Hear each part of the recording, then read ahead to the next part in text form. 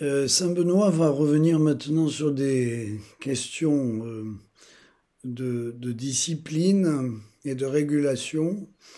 Au chapitre 43, il revient sur la question des retards, en particulier à l'office, au moment de prière.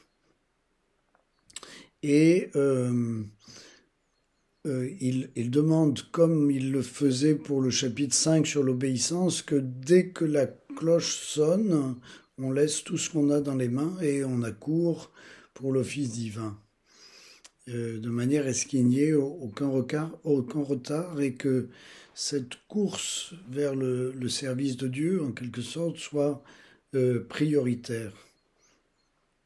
Et en même temps, avec le recul, il dit, ah, mais attention, il ne s'agit pas de courir pour courir, il faut le faire avec la gravité qui convient, avec le sérieux qui convient. Ce n'est pas une question simplement matérielle, c'est une question de désir intérieur qui se manifeste par cet empressement. Et alors il règle un certain nombre de conditions dans ce retard. Bon, c'est peut-être pas la peine de s'attarder là-dessus. Chaque communauté voit ce qu'elle a à faire en cette matière.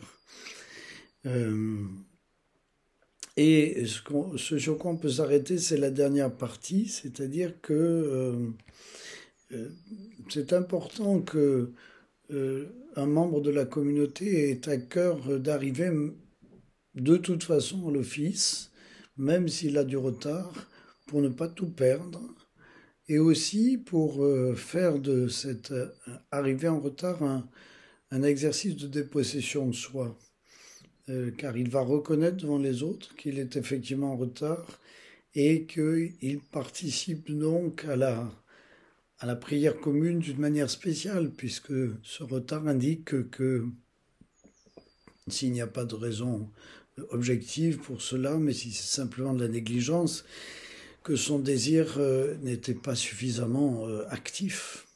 Et donc il va se mettre à une place qui ne sera pas sûrement pas la première, et qui montre aussi son désir de pouvoir transformer sa manière d'être et être plus réactif en quelque sorte. Euh, il y a là peut-être dans la vie des groupes quelque chose d'important. On insiste parfois dans la morale ordinaire sur la ponctualité. On dit même que c'est une qualité royale. À vrai dire, arriver bien avant l'heure n'est pas nécessaire, toujours. Arriver en retard est évidemment désagréable pour l'ensemble et pour soi-même, je crois aussi. Et arriver à l'heure, c'est être prêt, c'est être là, c'est de savoir qu'on peut compter sur une présence effective. Donc il y a une qualité à vivre au jour le jour et à construire avec les autres. Et peut-être qu'aujourd'hui, cette qualité-là est laissée un peu de côté quelquefois, sauf pour des impératifs matériels, commerciaux, je ne sais quoi.